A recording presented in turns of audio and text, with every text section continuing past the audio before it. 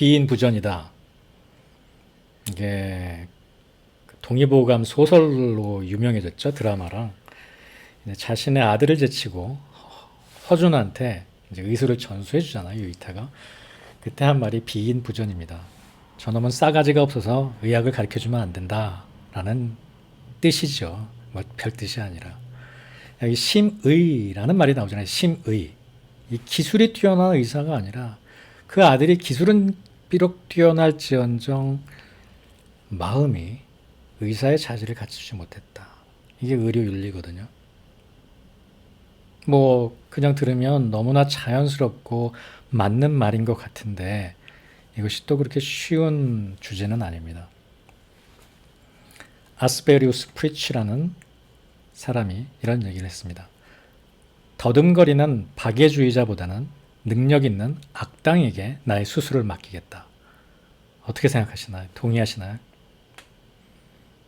이빨을 뽑으러 들어갔는데 치과에 한 80 먹은 할아버지가 손을 부들부들 떨면서 차트를 쓰고 계시다면 저 같으면 도망 나올 것 같아요.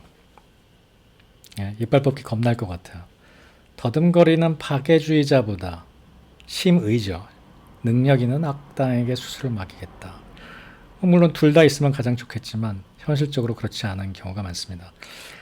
이 질문이 하는 본질적인 질문은 이렇게 얘기할 수 있습니다. 도덕적 성품이 의료인의 자질의 일부인가? 도덕적 성품이. 심지어는 의료의 일부인가? 의료인의 자질의 일부를 떠나서 의료 행위의 일부인가?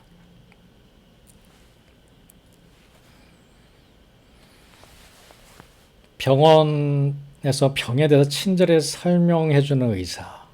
이런 사람들이 치료 성과도 좋을까요? 여기 작은 글씨로 써 있는 게 그 얘기예요. 왼쪽 그림에. 친절하게 설명해 주는데 그 사람이 실력도 좋을까 하는 얘기입니다. 그 다음 조선일보에 나온 얘기예요. 환자한테 호통쳐요. 소리 지르고. 그리고 환자가 줄이 쫙 서 있어요. 그러면 대기실에서 1시간은 더 기다려야 되지만 저 의사 정말 믿을 수 있겠구나 이런 생각을 갖는단 말이에요.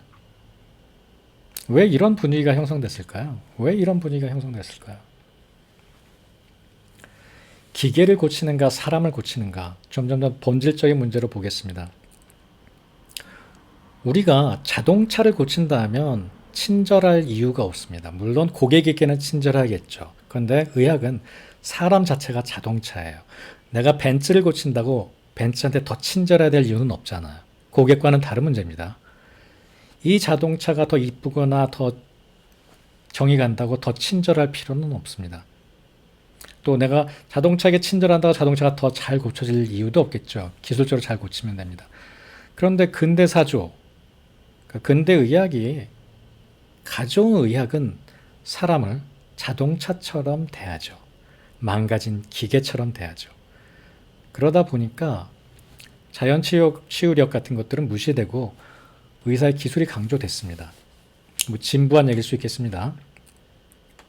근대의학이 이런 사조를 가져왔기 때문에 우리는 어떤 심의가 갖는 가치관에 대해서 평가절하하는 사회에 살게 됐죠.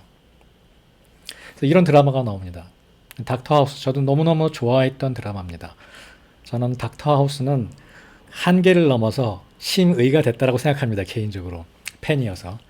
근데 닥터 하우스가 입버릇처럼 하는 말이 Everybody lies. 그러니까 환자 말 들을 필요 없어라는 얘기를 합니다. 그리고 닥터 하우스가 주장하는 것은 객관적이고 거짓말을 할 수 없는 클리어한, substantial한 에비던스를 계속 강조하죠.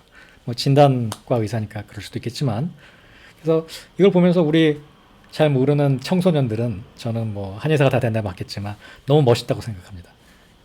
이성, 리즈닝, 그 샤프한 면도날처럼 날카로운 판단력. 이런 사조가 주지주의적인 사고죠. 그러니까 지성을 최우선시해 놓는. 어질다? 이런 것보다는 의사가 가져야 될 덕목은 지성인 거죠. 기술과 지성인 거죠. 저는 이렇게 말을 붙였습니다. 근대 철학의 찌꺼기라고요. 근대 철학에서는 거의 찌꺼기가 된 개념인데 의료 분야에서는 아직도 팽배합니다. 아직도 굉장히 팽배합니다. 이 하우스의 태도가. 심지어 멋있다고 느껴져요. 나는 환자가 들어와서 딱 얘기하면 얼굴을 몰라, 사람을. 얼굴을 봐도 그 사람이 오늘 처음 온 건지 몇 달째 오는지 얼굴을 몰라. 당연히 이름도 모르지. 근데 딱 누워서 허리 딱 까보잖아? 그러면 지난번에 어디 내가 침 났는지까지 다 기억나. 이거 누가 한 말이냐면 제가 한 말이에요. 제가 교만했을 때. 10년 전, 15년 전. 제가 세상에서 침을 제일 잘 넣는다고 생각했을 때. 아주 교만했거든요. 정말 제가 했단 말이에요. 이런 사고가 정확하게 주지주의적인 사고입니다. 나는 환자의 얼굴 따위는 몰라도 돼. 하지만 환자에게 검사해보고 맥딱 집어보고 하면 어디 침 놔야 될지, 지난번에 어디 침 놨는지까지 다 기억난다는 거죠. 그리고 이게 거짓말이 아니라 정말 그랬어요. 그리고 제가 굉장히 똑똑한 줄 알았어요. 지금은 많이 변했어요. 제 친구는 환자가 진료를 다 끝내고 나갔대요. 근데 그 환자가 나가다 또 궁금한 게 딱 있어서 들어올 수 있잖아요, 다시. 다시 문을 열고 들어왔더니 그 옆에 있던 부원장이 해준 얘기예요. 차트를 찾고 있다가 얼굴 보고 자, 어디 아파서 오셨어요? 이러더래요. 진짜로. 그 사실을 자랑스럽게 얘기했어요, 우리들은. 왜냐하면 우리들은 냉철한 지성으로 환자의 병을 보고 치료를 잘하는 의사이기 때문에. 그 친구 환자 엄청 많은, 그 당시에 근대과학의 찌꺼기가 남아있던 시절에 우리가 이렇게 살았습니다. 근데 그게 비윤리적이라고 생각 한 번도 해본 적이 없습니다. 우리가 똑똑하다고 생각했지. 여기서 나오는 생각이 파터널리즘입니다. 그 의료윤리 용어입니다. 파터널리즘. 이 파터널리즘은 부권주의, 이렇게 원래 번역하는데요. 이 파터널리즘, 부모가 이제 자식한테 권리를 행사하는 건데, 우리나라에서는 이 말이 어감이 너무 안 좋다고 온정적 간섭주의라고 표현합니다. 어디서 이런 말이 나오는지 모르겠어요. 온정적. 그러니까 따뜻한 마음으로 환자의 결정에 간섭한다는 얘기입니다. 이렇게 표현하죠. 부모가 자식을 보살피는 기본적인 원리와 실천을 뜻하는 것이다. 중요한 부분에 밑줄이 쫙 있죠. 환자의 의지에 반하는 행동을 할 수 있다. 그러니까 환자가 뭐 고혈압약을 끊으려고 그런다든지, 뭐 아니면 뭐 갑자기 퇴원을 하려고 한다든지 이럴 때, 자, 함정카드 발동, 이렇게 파터널리즘 발동해가지고 환자의 그 의지를 무시해서 의사가 행동을 강요할 수 있다라는 원칙입니다. 이 파터널리즘의 배경에는 아까 얘기했던 주지주의적인 사상, 그리고 사람을 기계론적으로 보는 사상이 깔려 있습니다. 왜냐하면 우리가 너희보다 훨씬 잘 알기 때문에. 너희 일반인들은 의학적 지식이 없기 때문에 결정을 내리기엔 부족해. 그러니까 내가 내려줘야 돼. 얼핏 생각하면 굉장히 합리적인 태도 같죠, 파터널리즘. 근데 뭐 의학 분야에서도 파터널리즘은 폐기된 개념입니다. 이제 파터널리즘이 중요한 그 의사결정이 돼서는 안 된다라고 다 가르칩니다. 아직도 우리나라에서, 심지어 한의사들 사이에서도 10년 전에 저처럼 파터널리즘이 굉장히 팽배합니다. 여러분 자신에게 한번 되물어 보십시오. 환자들에게 내가 어떻게 치료를 강요하고 환자들을 얼마나 무시하는지. 이 파터널리즘은 잘 진행되면 굉장히 좋습니다. 굉장히 폭군인데 너무나 착하고 너무나 합리적인 사람이면 착하다, 폭군이다. 하여튼 뭐 독재적인 권력을 가지고 있는데 합리적이고 너그러우면 좋을 수 있습니다. 그런데 사랑이 없는 부권주의는 문제가 있죠. 부모는 나야 어서 약 먹어라고 얘기하거든요. 여기서 이 엄마는 귀신이 들려서 가짜 엄마거든요. 아이를 죽이려고 하고 있는 거예요. 이런 게 바로 뭐 사랑이 없는 부권주의의 예죠. 사랑이 없는 부권주의. 근데 사랑이 있는 부권주의를 만들어내는 건 그렇게 쉬운 일이 아니에요. 모두에게 사랑을 강요할 수는 없잖아요. 제가 얼마 전에 한국에 갔었어요. 2년 전쯤에 갔었는데 무슨 일이 있어서 강북에 있는 그 강북 삼성병원인가? 뭐 이렇게 응급실에 가서 있는데 옆에 이제 할아버지 환자가 바로 입원을 했나 봐요. 근데 간호사랑 막 싸우느라고요. 계속 큰 소리 내고. 옆에 있으니까 듣고 있다가 얘기를 봤더니 할아버지의 주장은 이거예요. 아니, 내가 중풍이 걸려서 이 손이 잘 안 올라가는데 손은 치료를 안 하고 머리 치료만 한다고 사진 찍고, 그 간호사가 그렇다는 거예요. 그러니까 나는 이 손을 못 움직이는데 손 치료를 해야지, 머리 치료만 하면 난 여기 있을 이유가 없지. 그러고 싸우는 거예요. 그래서 간호사는 여기 있어야 된다. 그래서 또 의사가 오더라고요. 또 의사도 똑같은 얘기를 하고 할아버지는 아이 그러면 나 여기 있을 이유가 없다고. 한의원에 침 맞으러 가야겠다고. 퇴원 수속을 받겠다 그러더라고요. 그 간호사가 막 짜증내면서 동의서를 가져오다가 딱 주는 거예요. 그 환자한테. 제가 옆에서 듣고 있다가 온셋이 너무 짧아가지고 이거 그냥 갔다가 위험할 수도 있겠다는 생각이 들더라고요. 그래서 제가 다른 치료를 고려하시더라도 이왕 여기 왔으니까 지금 하루 이틀 정도 정확하게 검사를 잘 받고 가시는 게 좋겠습니다. 라고 했더니 할아버지가 어떻게 생각하겠어요? 저 미국에서 와가지고 반바지에다가 하와이안 셔츠 입고 옆에서 이렇게 걸어다니다 얘기하니까. 그래서 제가 막 인터넷에서 저 검색해가지고 보여줬어요. 저렇게 훌륭한 한의사입니다. 얼굴 맞잖아요. 이렇게 하더니 막 그 의아하게 쳐다보더니 생각을 바꾸시더라고요. 생각을 바꾸시고 한참 걸렸어요. 사진도 보여주고 설명도 한참 해주고 했더니 할아버지가 한 2, 30분 지나서 간호사를 다시 부르더라고요. 간호사를 응급실로 불렀더니 간호사가 아주 못마땅한 표정으로 거저거저 와가지고 왜요? 그러니까 할아버지가 아니 여기서 더 있어 보려고 그런다고 그랬더니 간호사 첫마디가 가신다며요. 아 정말 저는 옆에서 귀자대기를 한 대 날려버리고 싶더라고요. 적어도 심의는 아닌 것 같아요. 그러면 문제는 그것이 의료의 일부인가 아닌가가 중요합니다. 의료의 일부인가 아닌가. 또 제가 혹은 한의사로서 동네 한의원으로서 환자의 골든타임을 지켜주는 것이 맞는가 아닌가 이런 문제가 또 다른 그 의학윤리적, 의료윤리적 문제거든요. 이건 다른 꼭지에서 한번 다뤄보도록 하겠습니다. 지금은 부권주의에다 초점을 맞춰보죠. 파터널리즘에. 그 의사는 파터널리즘을 발동해서 환자한테 여기 있으라고 한 겁니다. 근데 환자가 계속 간다 그러니까 제가 보기엔 적절한 환자의 눈높이에서 설명하는 자세도 없었습니다. 강압적으로 설명했지. 그러시다 죽어요. 이런 얘기만 했지. 환자의 눈높이에서 맞춰서 설명해 주지도 않았고 왜냐하면 제가 설명하니까 받아들였거든요. 그리고 다시 있겠다고 할 때도 간다며요. 이런 식의 말은 환자를 사람이 아닌 내가 고쳐야 될 기계로 보고 있는 태도죠. 파터널리즘 학교 다닐 때는 다 폐기해야 될 개념으로 배웠지만 실제 의사들은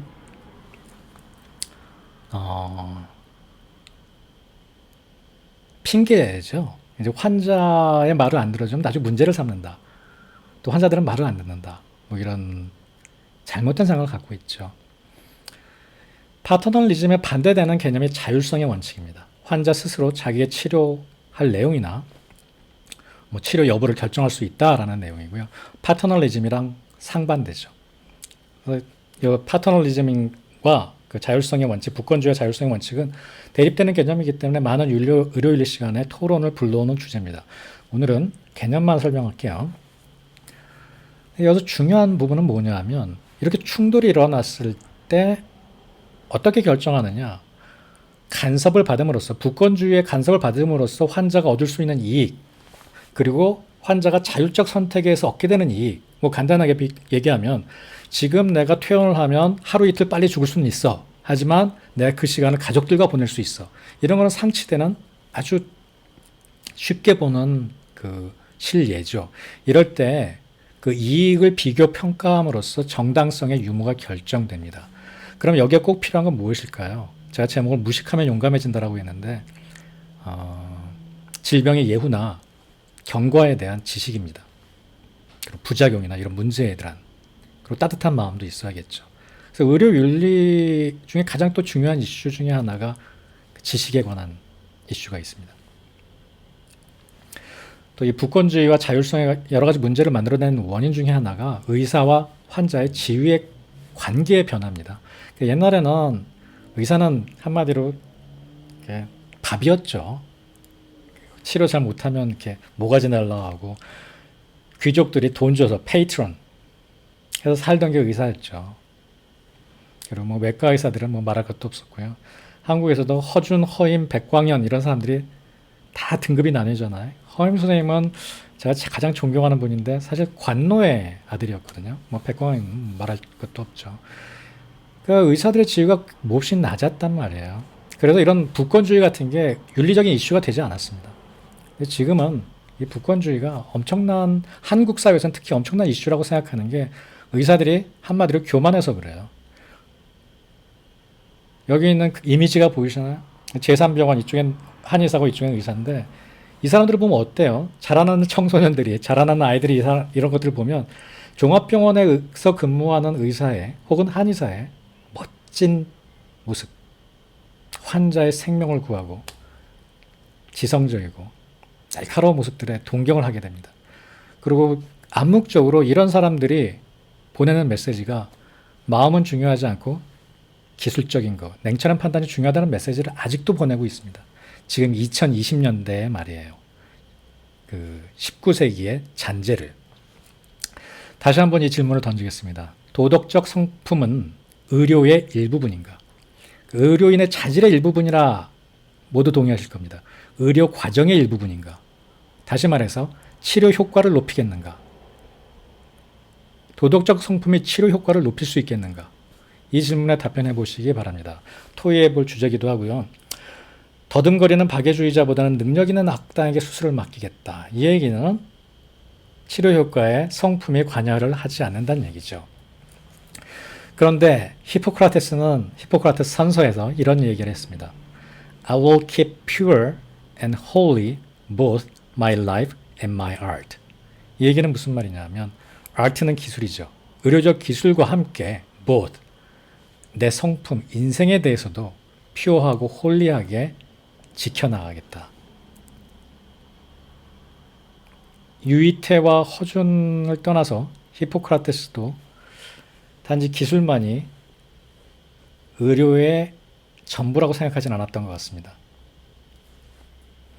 이렇게 종합병원에서 냉철한 판단력으로 환자를 구하는 의사들도 있지만 많은 의사들이 동네 한의원에서 환자의 작은 짜질구레한 병들을 치료하고 그 병들이 더 큰 병으로 가지 않도록 치료하고 있습니다.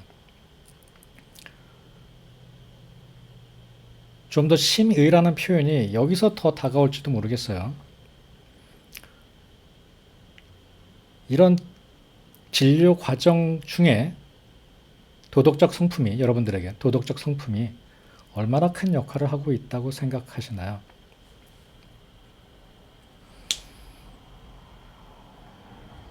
이 이야기들을 우리가 남은 9시간 동안 같이 토의해보고 생각해 보도록 하죠.